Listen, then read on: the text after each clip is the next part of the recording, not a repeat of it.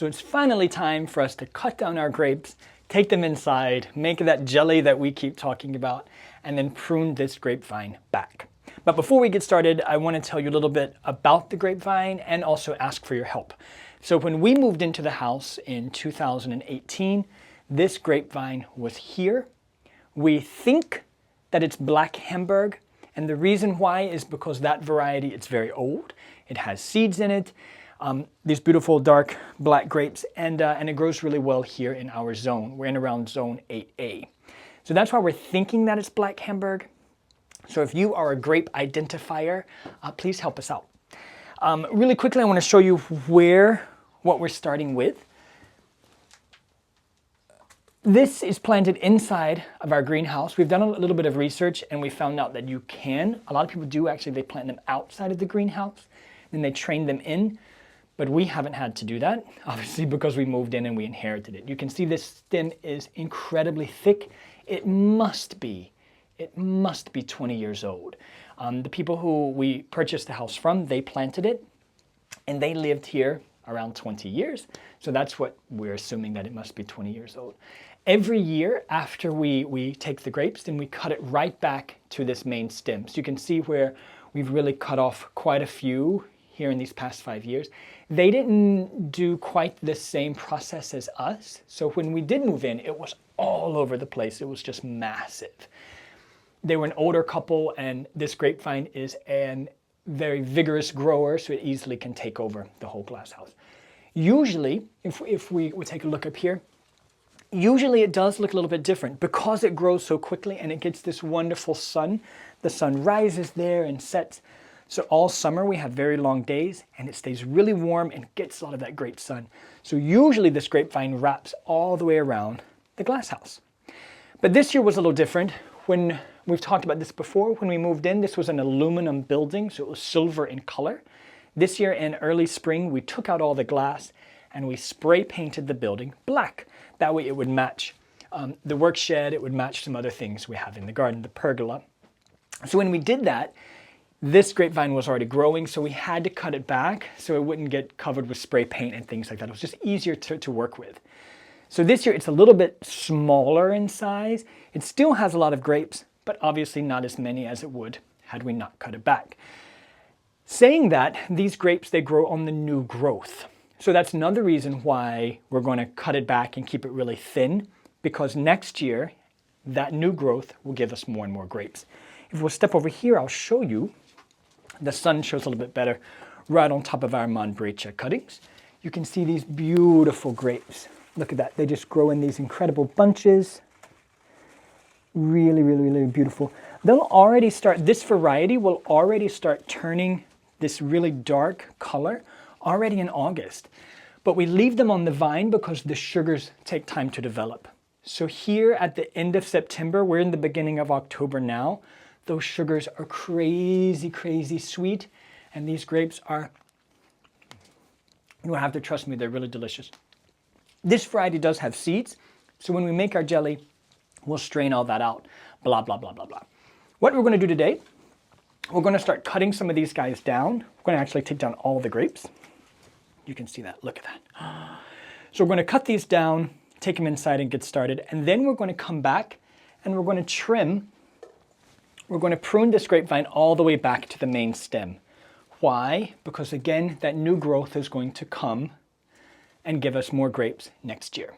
So for now, if Lars can put down that camera and grab some snips, we'll start getting some of these grapes off of this vine.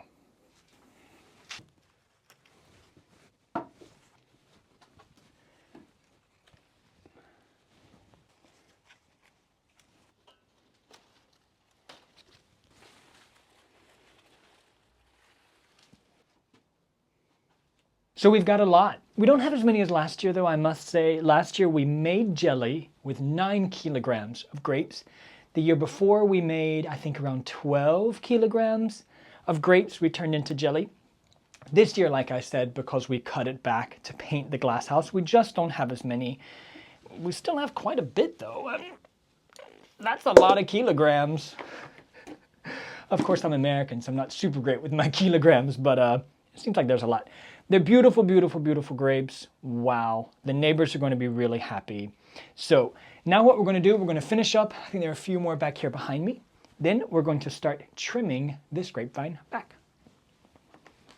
So we've got all the grapes off the vine, and now we're going to cut it all the way back to this main stem.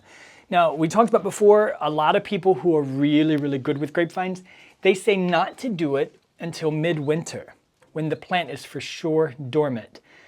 And they say don't do this because it will drip sap, and that's not good for the plant. But we've never, like I said, we moved in 2018.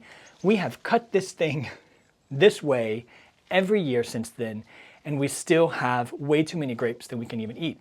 So that's the advice that we read online, but this is what we do. So you can see that the grapes are gone. Now I'm literally going to cut it as close to this main vine as I can get it. So for example, here's some of that new growth. I'm just going to snip it all the way back and pull it out. The same for this one, taking it all the way back. And I'm going to do that around this whole plant. I'm not going to be super gentle with it. I'm not going to feel bad for it because it's really healthy for the plant. It's produced a lot of grapes, so obviously we're not hurting it. The greenhouse is going to look very bare and it's going to scream end of summer, but it is the end of summer, so scream away.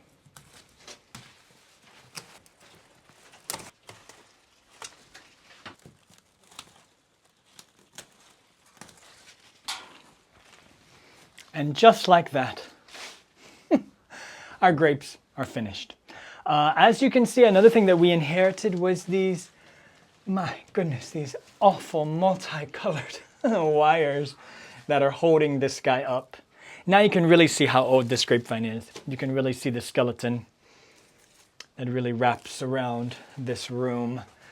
The plan next year, since we won't have to paint it, as soon as that new growth comes on this end, we're going to string it down to there, because the hope is to have it back like it was before we painted, where this grapevine wrapped around the whole room. And that way, when it got really, really high summer, this place where we keep all of the cuttings and the seedlings was more or less protected from that harsh sun. So as soon as we get some new growth, that's what we're going to do. But for now, here's the grapevine looking really, really sad. We have a lot to do. This we will need to bag up and take. This all can't fit in our small compost. So we're going to have to cut it into smaller pieces, more or less, put it into some bags, and then take it to the local recycling center. And at the recycling center, they collect all of the garden waste, grass clippings, whatever, from everyone here in the municipality. And then they turn it into compost that people can come and get for their garden. So that's what we're going to do for the rest of this morning, and then take it to the compost place tomorrow. And we have to make jelly. Super busy. Thanks for watching. If you know what type of grape we actually have, like I said, we think it's black Hamburg because of its age, because of the growing zone, and because of the seeds. But if you know that it's something else, there's a picture of the leaf, grape detectives, please let us know. We love it anyway, whatever it's called, we love it. It tastes delicious, it makes great jelly. But if you know, do let us know. Otherwise, thanks for watching. Comment below if you have any questions or concerns. How do you grow your grapes? What do you do? Any great jelly recipes? Let me tell you real quick and then I'll start rambling. This year we're going to add Christmas spices like nutmeg, cinnamon, cloves. We're going to make sort of a mulled wine flavored jelly. It's called glug here in Danish. So it's like this spicy red wine flavor with all these wonderful Christmas spices. So that's what we're going to make. We did it last year. It was really delicious, a big hit with all of our friends and family. So that's the plan for the afternoon. But until then, thank you for watching and goodbye, grapevine.